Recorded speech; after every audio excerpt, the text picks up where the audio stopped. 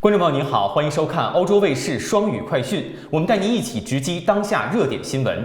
Bonjour et bienvenue dans Flash Info Bilingue. Chaque jour, Mandara TV vous informe sur l'essentiel de ce qui se passe dans le monde, en français et en chinois. 下面请看详细内容。随着中国出入境相关防控措施的进一步优化，国际客运航班也迎来有序恢复。12月28号，中国民航局发布关于恢复国际客运航班工作方案的通知。通知中提出，自2023年1月8号起，不再对国际客运航班实施5个1和1国1策等调控措施。中外航空公司按照双边运输协定安排运营定期客运航班，不再定义入境高风险航班，取消入境航班75%客座率限制。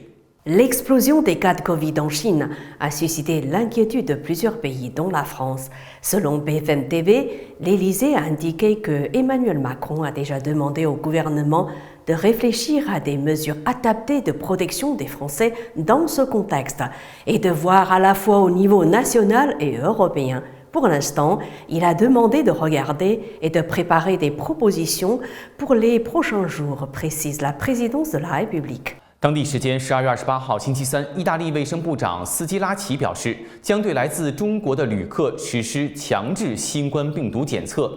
斯基拉奇指出，这项措施是为了确保监测和检测可能的变异毒株，以保护意大利人民的生命安全。Bruxelles a réagi face à l'inquiétude de plusieurs pays à la suite de l'explosion des cas de Covid-19 en Chine. La Commission européenne a convoqué jeudi 29 décembre une réunion pour discuter de possibles mesures pour une approche coordonnée de ces pays membres à l'envolée de l'épidémie en Chine. Alors que la Chine a annoncé la levée à partir du 8 janvier des quarantaines obligatoires à l'arrivée sur le sol chinois, la Commission de la Santé a évoqué un rétablissement progressif de l'autorisation des voyages à l'étranger. Conséquence, le nombre de recherches pour des destinations hors de Chine continentale a été multiplié par 10 par rapport à l'an dernier, d'après le site de réservation trip.com. Tongcheng, application de voyage chinoise, a, elle, connu un bond de 850% des recherches sur sa plateforme. 29号，中国外交部发言人汪文斌主持例行记者会。路透社记者提问称，北京放宽严格的清零政策之后，新冠病例激增，世界有些地方对来自中国的旅行者实施限制措施，比如要求进行核酸检测。发言人对此有何回应？汪文斌表示，中方始终认为各国防疫措施应当科学适度，对各国公民一视同仁，不应影响正常的人员交往和交流合作。希望各方秉持科学原则，携手保障各国人民安全往来，维护全球产业链和供应链稳定，为国际团结抗疫和世界经济复苏贡献力量。Toujours au chapitre du Covid-19, Brigitte Autrin, présidente du comité de veille et d'anticipation des risques sanitaires, a accordé une interview à Radio Classique jeudi 29 décembre. Elle a déclaré « La récente levée des restrictions sanitaires en Chine ne justifie pas pour l'instant de rétablir les contrôles aux frontières en France. Sur le plan scientifique, la situation est maîtrisée et les informations scientifiques dont nous disposons ne signalent pas l'apparition de nouveaux variants préoccupants en Chine. »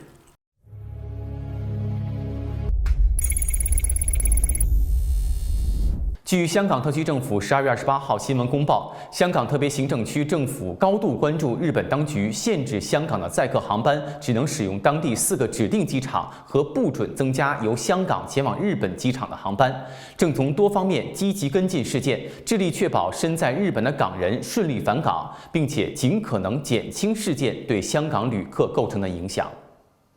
Jeudi matin, plus de 120 000 missiles russes ont été lancés sur plusieurs villes de l'Ukraine, dont la capitale Kiev. C'est ce qu'ont annoncé l'armée et la présidence ukrainienne, qui dénoncent des frappes massives.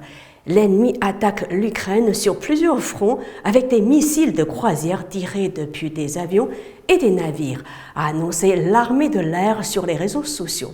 Plus de 120 000 missiles ont été lancés pour détruire des infrastructures civiles essentielles et tuer des civils en masse, a ajouté le conseiller de la présidence ukrainienne Mykolaiv Podolyak sur Twitter. 据美国防务新闻12月28号报道，由于12月15号发生 F-35坠机事件，美国国防部 F-35联合计划办公室发布指导意见，将一些风险系数较高的 F-35至少停飞至明年1月，但拒绝透露具体将会停飞多少架 F-35战机。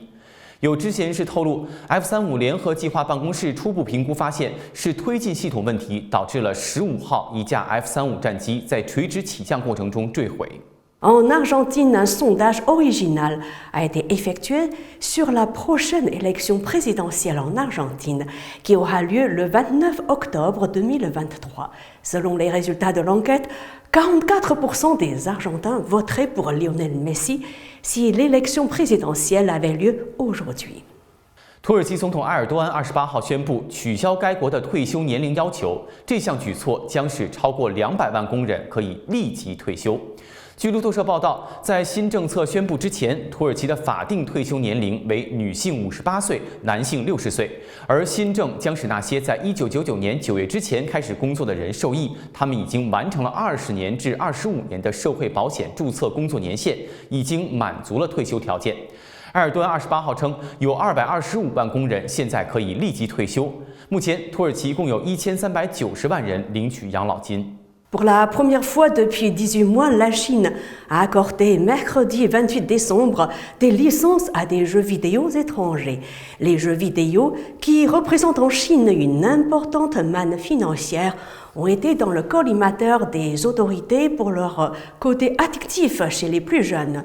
Dans un contexte de reprise en main, les autorités avaient gelé durant 9 mois toute nouvelle licence obligatoire pour commercialiser un jeu sur le plus grand marché mondial. L'octroi de licence a finalement repris en avril, mais aucun jeu vidéo étranger n'avait jusque-là pu obtenir de précieux sésames. C'est la fin de cette émission, merci de l'avoir suivi. N'hésitez pas à vous abonner à Mandarin TV YouTube pour nous suivre à tout moment. 感谢您的收看，咱们下期节目再见。À bientôt.